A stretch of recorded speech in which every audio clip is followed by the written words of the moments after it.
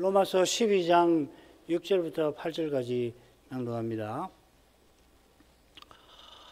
우리에게 주신 은혜대로 받은 은사가 각각 다르니 혹 예언이면 믿음의 분수대로, 혹 섬기는 일이면 섬기는 일로, 혹 가르치는 자면 가르치는 일로, 혹 권위하는 자면 권위하는 일로, 구제하는 자는 성실함으로, 다스리는 자는 부지런함으로, 긍휼을 베푸는 자는 즐거움으로 할 것이니라.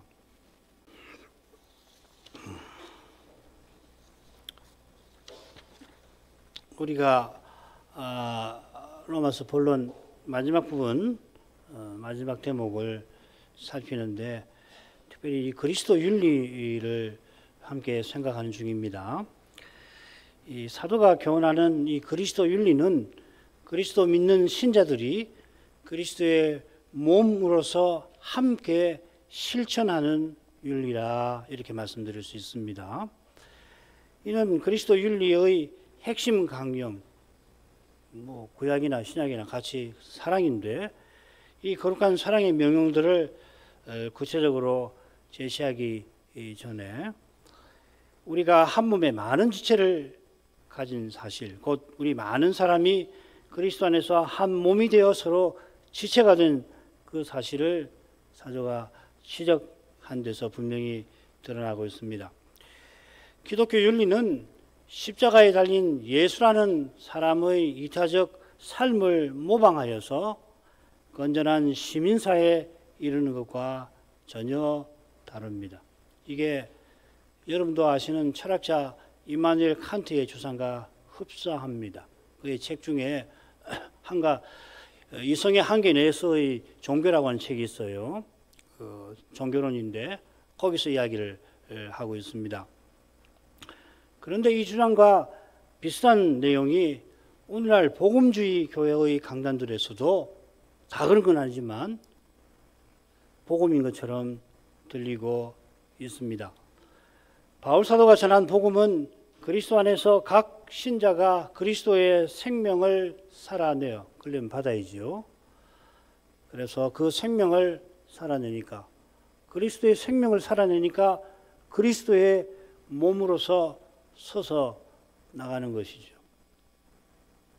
그래서 그리스도 윤리, 기독교 윤리라는 말 써도 괜찮습니다만은 저는 굳이 그리스도 윤리, 그리스도 전적으로 그리스도로 이루어진, 그리스도를 드러내는 원동력이나 근거나 원동력이나 목표가 죄다 그리스도인 그런 윤리를 사도가 전하고 있다 확신합니다. 지난 시간 미처 살피지 못한 부분 오늘 마저 살피겠는데, 다시 한번 6절부터 8절 읽겠습니다. 우리에게 주신 은혜대로 받은 은사가 각각 다르니 혹 예언이면 믿음의 분수대로, 혹 섬기는 일이면 섬기는 일로, 혹 가르치는 자면 가르치는 일로, 혹 권위하는 자면 권위하는 일로, 구제하는 자는 성실함으로, 다스리는 자는 부지런함으로, 긍휼을 베푸는 자는 즐거움으로 할 것이니라. 우리가 주신 은혜대로 다양한 은사를 우리가 가졌습니다. 지난 시간 이 받은 은사라고 새겼는데 가진 은사라고 새겨야 한다 말씀을 드렸죠. 우리가 한 몸에 많은 지체를 가졌다. 그 말은 우리 각각이 하나의 인간으로서 한 몸이 있고 우리 몸에 각각 지체가 있다는 말이 아니라 우리가 한 몸을 이루고 있는데 많은 지체가 우리에게 있다, 그런 뜻이라고 말씀드렸죠. 마찬가지입니다.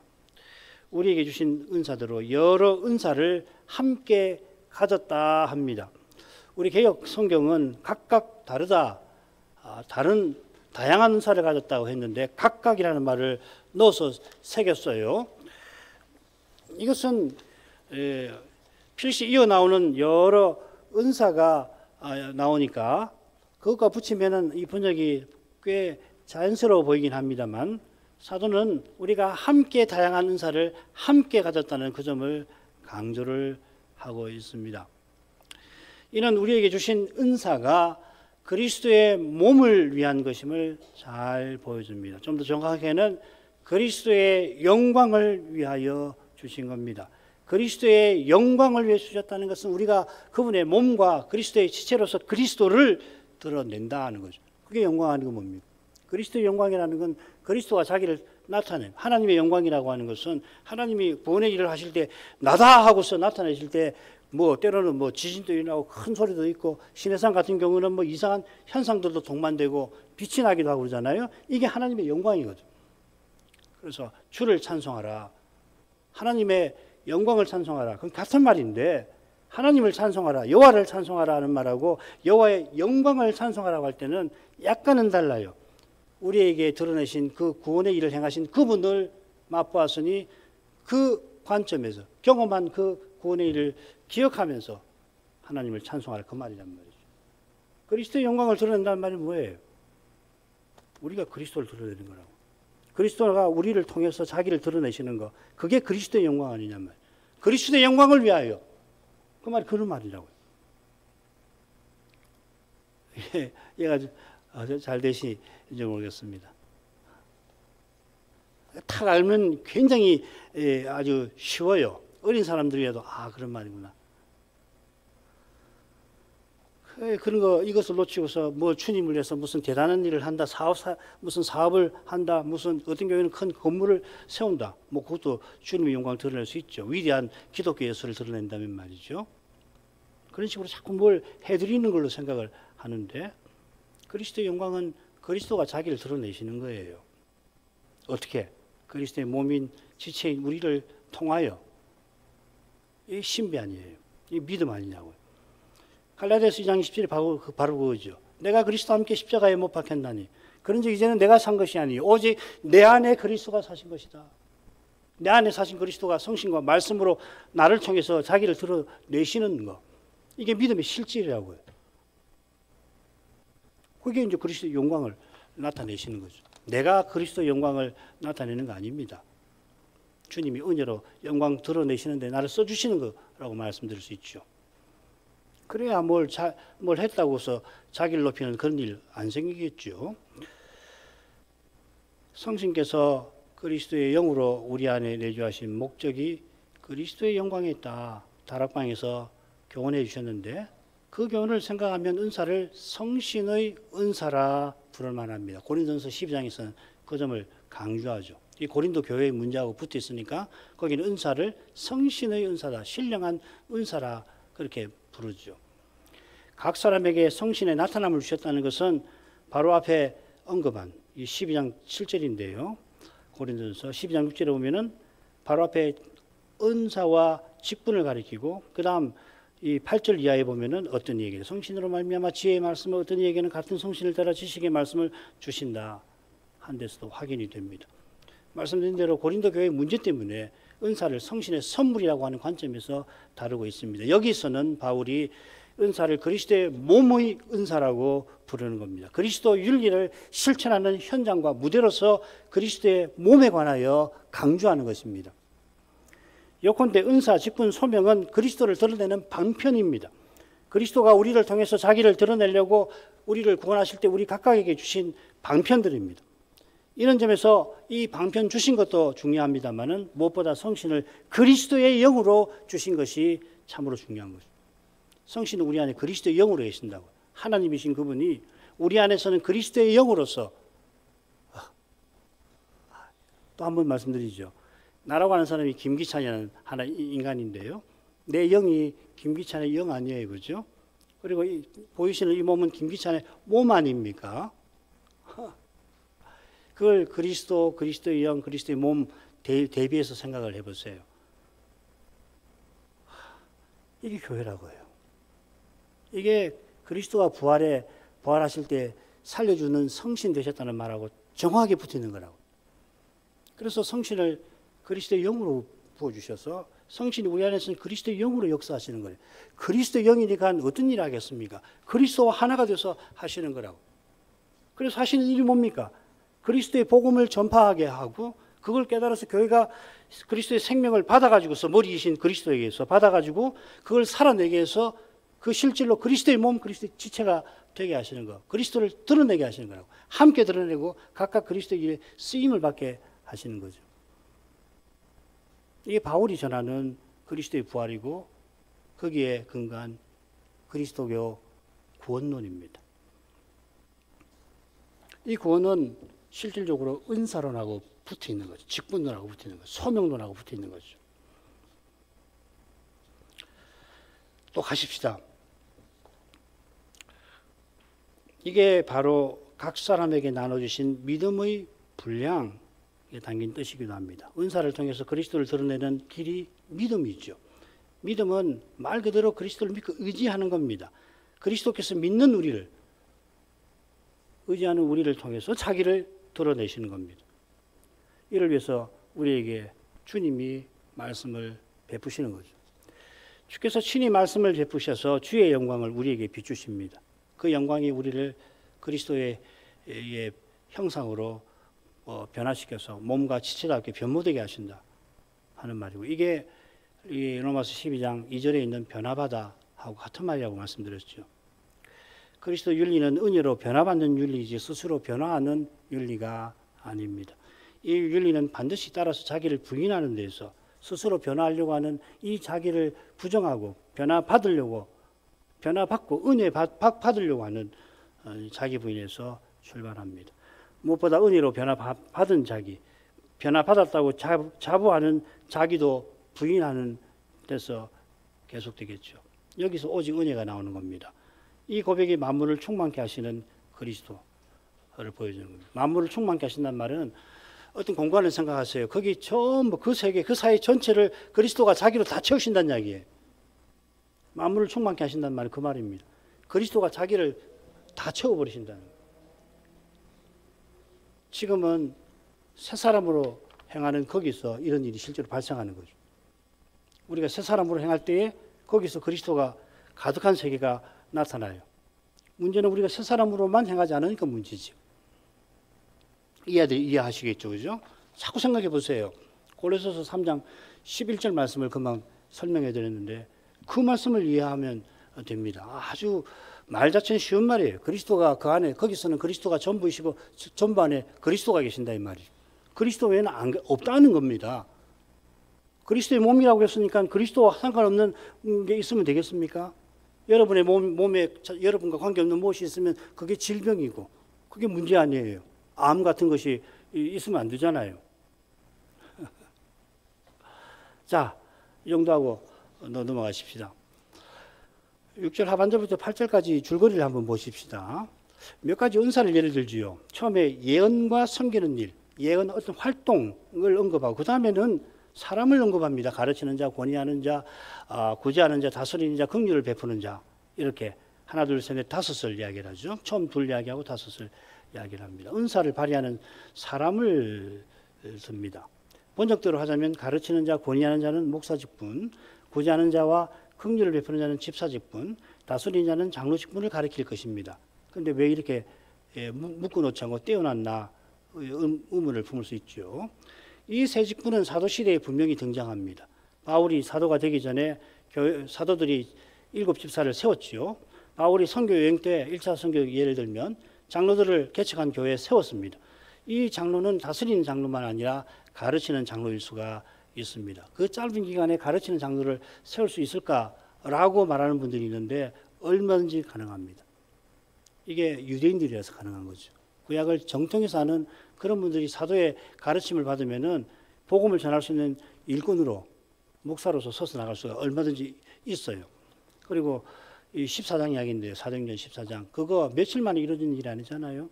여러 살이 걸려서 생기는 일이잖아요. 그죠? 바울이 이오니온 같은 데서 말씀 전하고 저기 도배까지 가가지고 다시 이오니온으로 올 때까지 세월이 하루 이틀에 되는 거 아니죠. 수달, 몇 개월, 1년도 될 수 있어요. 자, 이건 뭐 다른 기회에 또 말씀을 드리도록 하십시다.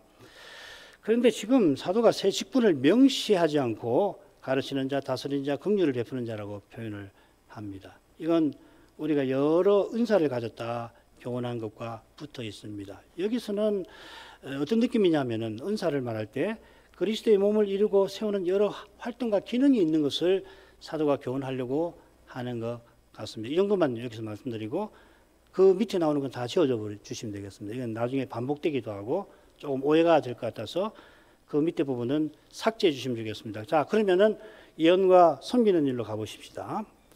이 둘은 예언과 섬기는 일은 여러 은사 중에 둘이 아니라 어쩌면은 여러 은사들을 요약하는 둘일 가능성이 있습니다. 결국 이걸 오늘 말씀을 제가 드릴 겁니다. 베드로전서 가보십시다. 4장 10절 11절 각각 은사를 받은 대로 하나님의 각양 은사를 맡은 선한 청지기 같이 서로 봉사하라. 11절 상반절 만일 누가 말하려면은 하나님의 말씀을 하는 것 같이 하고 누가 봉사하려면 섬기려면 하나님의 공급하시는 힘으로 하는 것 같이 하라. 둘을 이야기했죠. 사도가 각각 은사 받은 대로 각각 청지기로 봉사하라고 권하는데 이건 신자가 나그네로 행하는 길에 열심으로 서로 사랑하는 실제적 방식입니다. 이 그리스도를 드러내는 것, 사랑하는 것, 그리스도를 드러내는 것, 그 방편으로 이 은사와 직분을 주신 것, 그것이거든요. 이 줄거리를 보시면은 이 서로 사랑하는 것, 4장 6절에 4장 8절입니다. 고쳐주십시오. 4장 8절과 짝을 이룹니다. 서로 열심으로 사랑하라. 이 그리스도를 드러내고 살라는 건데 어떻게 하냐면은 이 직분을 통해서, 은사를 통해서, 소명을 통해서 하는 거다. 뭐 어려울 수도 있고 뭐 조금만 생각하면 쉬운 거죠, 그죠? 저는 한 여인의 남편으로서 소명이 있는데 그 소명을 통해서 사랑해야지, 그죠? 이걸 떠나가지고서 제가 다른 여인에게 무슨 사랑을 표현한다면 그거는 소명을 어기는 거고 말이 안 되는 거잖아요. 우리 각각에게 소명을 주셨다고요. 예. 나에게 자식이 있고 나에게 부모가 있는데 내 부모님을 사랑하라고 소명을 주셨는데 자기 부모는 돌보지 않고 다른 부모를 공경하면 그건 그리스도의 사랑을 실천하는 거 아니죠. 소명을 주셨단 말이죠. 직분도 마찬가지고요.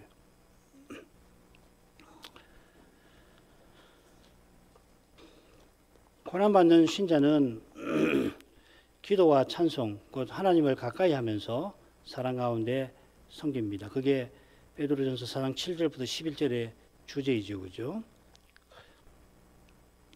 나그네라 세상에서 자연히 고난을 받습니다. 그게 9절 말씀입니다. 거룩한 사랑으로 섬기는 데에서 그리스도를 드러내는 겁니다.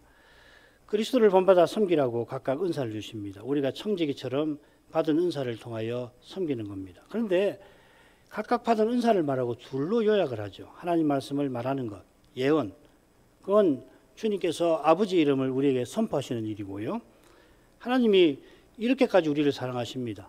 자기 아들 그리스도를 통해서 직접 말씀을 듣게 하시는 거죠.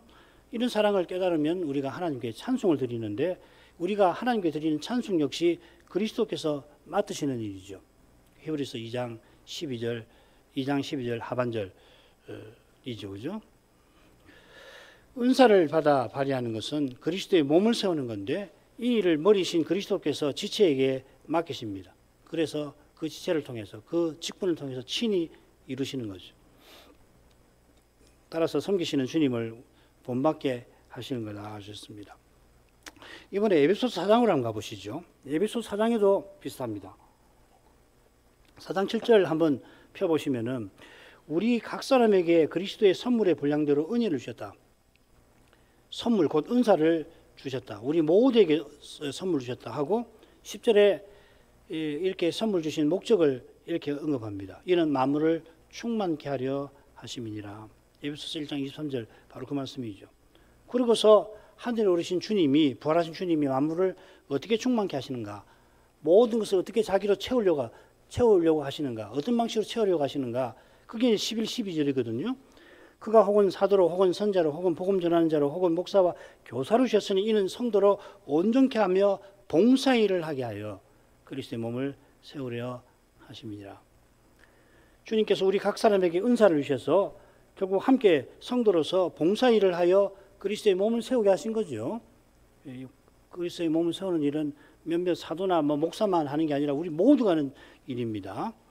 그리스도의 몸을 세우는 이것이 지금 여기서 그리스도께서 단연 만물을 충만케 하시는 그 일이죠. 주님께서 모든 것을 자신으로 채우시는데 그것은 지금 여기서 그리스도의 몸 세우시는 데 있는 것입니다. 그리스도의 몸을 세우시는데 성도 각자가 봉사를 통하여 세우게 하십니다. 조금만 내려가서 4장 15, 16절은 지체들이 상합하고 연락하여서 몸이 머릿결로 자라가는 모습으로 그려져 있습니다. 여기 이 봉사일에 중요한 교훈이 담겨 있습니다. 이 봉사라는 말은, 디아코니아라는 말은 주님이 우리를 섬기시는 그 활동을 가리킵니다. 마가복음, 누가복음 12장, 22장 다 같은 말입니다. 십자가 지시기 전에 나는 섬기러 한다. 그리고 누가복음 12장 37절에서는 어린 양의 혼인식에 관한 비유를 하시면서 주인인 주님이 종인 너희 우리에게 순종하겠다, 섬기겠다 이 말이죠. 22장 27절 그 만찬 정하시는 때인데 나는 섬기는 자로 너희 중에 있느니라 하고 종처럼 떡을 떼어주시죠. 이거 지난번 다 누가복음 부활절 작년이던가요? 우리가 공부했습니다. 사도의 활동도 섬김입니다. 사도만 아니라 집사의 활동 역시 섬김입니다. 장로 다르지 않습니다. 직분의 활동은 그 직분자, 섬기는 자, 그리스도를 드러냄, 그리스도를 본받음입니다. 직분자만 아니라 우리 모두가 그리스도의 기름 부음에 참여하였다고 하이델베르그 율문답에서는 교훈합니다. 모든 성도가 받은 소명과 은사로 그리스도를 서로 드러냅니다. 이는 주신 그리스도의 생명을 서로 주고받는 것입니다. 소명과 직분과 은사를 통해서 받은 생명을 드러내는데 그 드러내는 통로로서 소명들을 주신 거예요. 여러 개를 주셨죠. 조금 뒤에도 설명드리겠습니다. 이렇게 성도가 그리스도의 생명을 받고 발휘하도록 그래 하나님은 말씀 직분자를 세우셨다 하는 겁니다. 이는 주의 영광을 뵙고 주의 형상으로 변화받는 그것이죠. 거기서 그리스도의 생명을 받는 일이 생기잖아요. 주의 말씀을 전할 때 그 전한 말씀을 성신을 의지해서 깨닫게 될 때에 주님의 영광을 보는 거 아닙니까? 그래서 주와 같은 형상으로 변화된다고 표현하는데 그게 뭡니까? 성신으로 말씀을 깨달아서 그 믿음으로 그리스도 안에 있는 생명을 받아가지고 살아낸다는 이야기죠. 금방 말씀드린 건 교회학적으로, 조직신학적으로 제가 설명해 드린 거죠. 이 역시도 모든 은사를 예언과 섬김으로 요약하고 있습니다. 베드로도 에베소서 4장에서도 그렇습니다. 주께서 아버지 이름을 형제인 우리에게 선포하시고 우리 중에서 아버지를 찬송하시는 이 봉사 아니에요. 실질입니다. 자, 그 다음 은사의 발휘에 대해서 한번 보십시다. 이런 내용에서 몇 가지 좀 더 보십시다. 예언의 은사는 믿음의 분수대로 발휘해야 한다 했는데 이 믿음의 분수는 뭐냐면 믿음의 표준이라고 생각하시면 됩니다. 믿음의 표준은 사도의 전성이죠. 고린도서 15장 1절부터 4절에 거기 보면 내가 받은 거, 나의 전한 그 말, 너희가 받은 거 이렇게 내가 받은 거, 그리스도에게 받은 것을 여러분에게 전했습니다 하는 거죠. 그 내용의 요약은 그리스도의 십자가와 부활입니다. 그처럼 예언은 앞일을 미리 말하는 게 아니라 주께서 전하라고 맡기신 말, 맡길 예자, 말씀은 자, 예언입니다. 예언하는 목사는 사도가 전한 대로 그리스도를 전해야 합니다. 그래서 오직 그리스도를 전해야 합니다. 그처럼 주님께서 이 시대에 자기에게 맡기신 주님의 백성들에게 전하라고 주신 말씀을 받아 전하는 것이 강설입니다. 무슨 추상적인 말씀 전하는 거 아닙니다. 히브리서의 선지자가 그런 방식으로 서신받은 교회에 전했던 것을 오전에 함께 생각을 하였습니다. 멜기세덱 반차의 대지상에 대해서 전하는데 그 부분에서 제가 이 말씀을 드렸죠. 섬기는 일이면 섬기는 일로, 이것은 무엇보다 섬기는 자로 계시는 주님께서 우리를 섬기시는 그것을 본받는 것을 가리킵니다. 주님을 본받아 드러내도록 우리에게 각각 소명을 주셨습니다.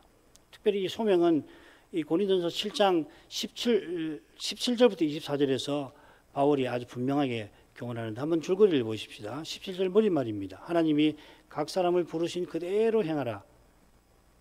하나님께서 하나님 나라로 부르실 때에 두신 그 자리 거기서 행하라는 말입니다. 그게 20절도 같은 말이죠. 각 사람이 부르심 받은 그 부르심 그대로 지내라. 이 말이 뭐냐면 예수님을 믿게 되었을 때 네가 종이었느냐, 종살이 그대로 거기서 네 소명을 이루라 이 말입니다. 24절도 마찬가지입니다. 각각 부르심을 받은 그대로 하나님과 함께 지내라. 주신 그 소명을 통해서 하나님과 함께하는 삶을 살아라. 그러고서 18, 19절 그리고 21절, 23절 소명의 종류들을 예를 듭니다. 할례자, 무할례자, 그 다음에 종, 자유자, 이게 다 소명이라고 하는 겁니다. 하나님께서 교회로 하나님 나라로 부르실 때에 두신 형편, 관계, 주신 일, 사도는 소명이라 부릅니다. 남의 집에서 종살이 하는 사람이 복음을 듣고 그리스도를 믿어 주님의 몸에 속하게 하실 때에 어제까지 하던 그 종살이가 오늘은 그리스도 안에서 자유인으로서 주님의 뜻을 이루는 일이 되게 하십니다. 주 안에서 부르심 받은 자는 종이라도 주께 속한 자유자요. 여전히 종이지만 주 안에서는 자유자죠. 반대로 로마 시민 자유인으로 부르심을 받았으면 주의 종이지요. 그래서 그리스도의 종들처럼 이제 자유롭게 됐으니까 주님께 속한 자가 되었으니까 그리스도의 종들처럼 하나님의 뜻을 행하여 육신의 상전을 섬기는데 마치 죽게 하듯 하라. 이게 소명입니다. 이게 남편이 아내를 대할 때 그리스도가 교회를, 아내가 남편을 대할 때 교회가 그리스도를 이렇게 하듯 같은 말이죠. 이렇게 육신의 상전을 섬기는 종을 통해서 그리스도의 영광이 드러나는 겁니다. 그리스도가 그 종을 통해서 자기를 드러내시는 겁니다. 마찬가지로 우리의 은사와 직분을 통해서 서로 그리스도를 대하듯이 곧 주를 섬기듯이 대할 것입니다. 이게 섬김입니다. 에베소서 5장 21절의 내용이 그것입니다. 너희는 주를 경외함으로 피차 복종하라. 그러니까 섬김이래. 서로 섬겨라. 그 다음에 가르치는 자면 가르치는 일로 섬기시는 주님을 섬깁니다. 이 가르치는 일, 이거 다 섬김이죠. 주님께서 부활하셔서 우리를 섬기셔서 말씀도 전해주시고 찬송도 드리게 해주시는 거 아니에요? 이 섬긴다는 말 안에 무슨 뜻이냐면 공견하는 말이 있습니다. 이 공견은 참 좋은 번역인데요. 윗사람에게 음식을 드린다는 말입니다. 이 공견이라고 하는 말.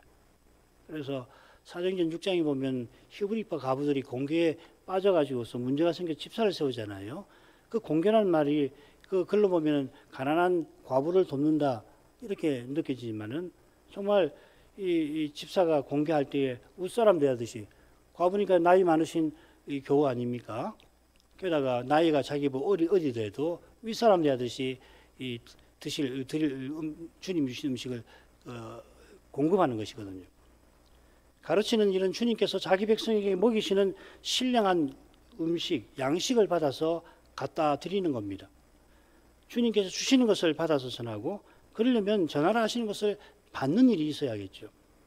히브리서 선자가 자기 생각에는 서신받는 교회가 도의 초보를 다시 배워야 할 것 같아도 주님께서 주신 말씀 이거 전하라. 멜기세덱 반차를 주신 대지상에 관해서 받아서 그걸 전하라고 하시니까 그걸 받아서 전하는 거 아니에요. 전할 말씀이 딱딱한 음식이라 부득불 듣는 것이 둔해져 버린 이들에게 정신을 차리셔야 합니다. 여러분들은 선생이 되어 마땅하지 않습니까? 이거 다 아시지 않습니까? 정신을 차리시라고 간곡하게 받은 말씀, 딱딱한 음식인 멜기세덱 반차라 대지상에 관한 말씀을 전한 거 아니에요. 도의 초보를 다시 배우십시다. 안 한 거예요. 왜냐하면 도의 초보를 가지고서는 배도의 위험을 돌파할 수가 없단 말이에요. 선지자가 주님을 신실히 섬긴 겁니다만은 교회에 꼭 필요한 말씀을 전함으로 주님의 교회를 제대로 섬긴 것입니다. 이게 섬기는 거 아니에요? 교회에 필요한 말씀을 전해야지요. 그걸 목사는 항상 그런 말씀을 받으려고 성신을 의지하고 자기를 부인해야 된단 말이죠. 어떤 건 어렵거든요. 어떤 건 힘들거든요. 그래도 주님이 전하라고 하면은 아무리 힘들고 어렵더라도 감당하는 거예요. 그렇게 해야 종이지 않습니까? 그 다음 권위하는 자면 권위하는 일로 주님을 드러냅니다. 바울 사도가 12장 1절에서 그리스도 윤리를 전하면서 내가 하나님의 모든 자비하심으로 너희 여러분을 권합니다. 이 권위한단 말입니다. 똑같은 말입니다. 여기 권위하는 일 할 때 그 말이에요. 사도가 자기를 권위하는 자라고 한 겁니다. 그리스도를 11장까지 전한 다음에 그리스도로 행하라고 이제 12장부터 권하는 겁니다. 그리스도로 행하십시오. 권하는 것만큼 교회에 위로되는 일이 없는 겁니다. 성신님을 보혜사, 권위자지요. 같은 말입니다. 성신께서 그리스도를 전해서 그리스도를 드러내는 일로서 죄와 죽음의 현실에 직면한 우리에게 참된 위로, 참된 기쁨을 공급하는 겁니다. 죄 이기지 않고 무슨 기쁨이 있습니까? 죽음의 두려움에서 벗어나지 않고서 무슨 즐거움이 있습니까? 그건 쾌락이잖아요. 그리스도와 함께 고난받는 신자의 심정을 온전히 알아주는 이는 십자가 지신 주님뿐입니다. 똑같이 고난을 받더라도 다른 이가 받는 고난을 사람은 온전히 알아주지 못합니다. 이해는 하지요. 동정은 하겠지요. 나도 같은 고난을 당하니. 그러나 그 사람이 당하는 고유한 고난은 알아주죠. 수 없어요. 상황이 다르고 형편이 다르고 어떻게 알아요? 예를 들면 어떤 병든 분이 있으면 그 병든 그분은 어떻게 그 병이 안 걸린 사람이 걸렸다 하더라도 다 똑같이 하는 건데 어떻게 알겠습니까? 그 고통스러워서 죽어갈 것 같은 그 육체의 고통을 느끼는 그 자리에서 옆에 있더라도 그걸 조금이나 더 들 수 없지 않아요. 주님만 알아주시는 겁니다. 성신께서 이런 사실을 일깨우시고 그래 사람들에게서 이해를 못 받더라도 주님은 아신다. 주님을 바라보라 하시는 거죠. 주님을 바라볼 때 참된 위로와 기쁨을 얻고 참된 격려를 받아 더욱 나아가는 겁니다. 자, 구제하는 이는 성실함으로 주님의 교회를 섬길 것입니다. 여기 조금 오해가 될 수 있는데 강조점만 잘 받아주시면 좋겠습니다. 이 구제라고 새겼는데요. 에베소서 4장 28절 보면 정말 그렇게 새겨야 될 것 같아요. 빈궁한 자에게 구제할 것이 있기 위하여. 이러면 딱 구제가 맞죠. 이 낱말이 신약 성경에 총 4번 나오는데 나머지 2번은 희한하게 구제와 조금 뜻이 다릅니다. 한 번은 데살로니가 전서에 나오는데 사도가 목숨, 복음과 자기 목숨을 나눠주려 한다 했습니다. 이게 구제한다는 말을 나눠준다고 번역을 했습니다. 뭘 나눠주느냐? 복음과 자기 목숨을. 비슷한 뜻으로 로마서 1장 11절에 한 번 더 나옵니다. 바울이 로마 교회를 방문해서 신령한 은사를 나눠주려 한다 했습니다.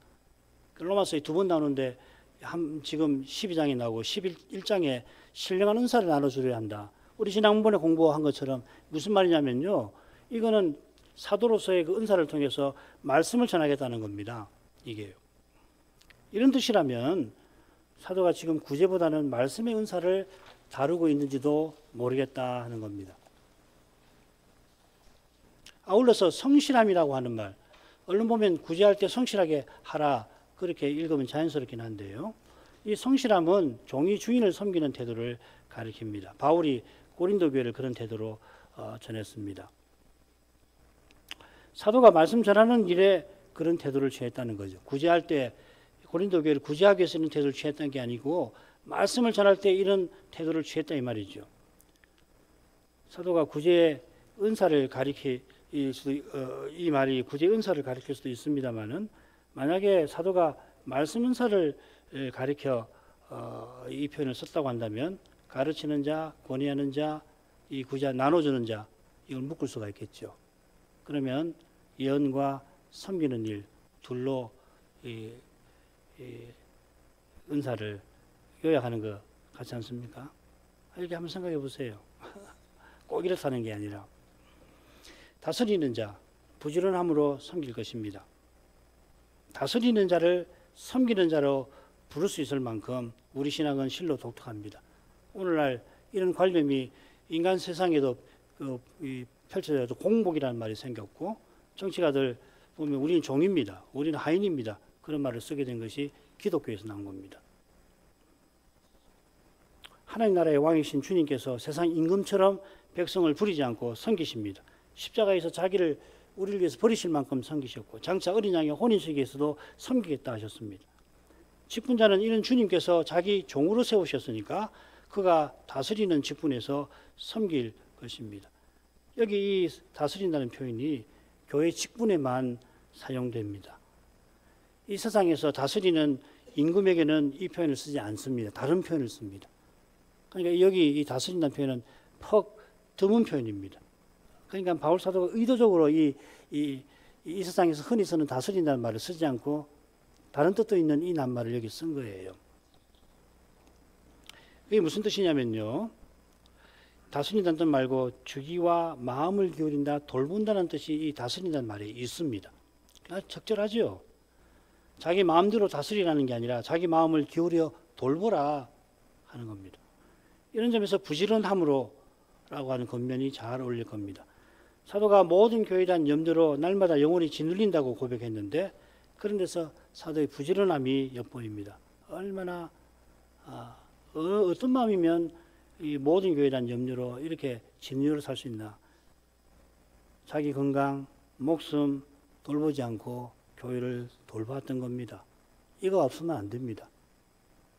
건강도 챙기고 무엇도 챙기고 그렇게 해서는 교회를 섬길 수 없어요. 교회가 평탄해도 그런 건데 교회가 어릴 때는 오죽하겠습니까? 사도가 그랬거든요. 사도가 지금 고린도후서를 쓸 때에 이 거짓 선생이 지극히 큰 사도들이라는 작자들이 고린도 교회를 지금 허물어뜨리려고 하고 있지 않습니까? 그 사랑하는 교인들 자기가 권증을 해도 권증에 동참하지 않고 눈물을 흘리게 만든 그런 분들이지만은 그런 고린도 교인들을 뺨을 쳐대가면서 진리에서 이탈되게 하는 그런 일이 벌어지고 있는 상태거든요. 사도가 어떻게 온전히 살아갈 수 있어요? 자기 목숨, 자기 생명, 건강 돌보겠습니까? 그렇게 안 돼요. 내 목숨보다 교회가 더 중요하고 주님의 몸이 더 중요하지 않아요? 그렇게 직분을 행하는 겁니다.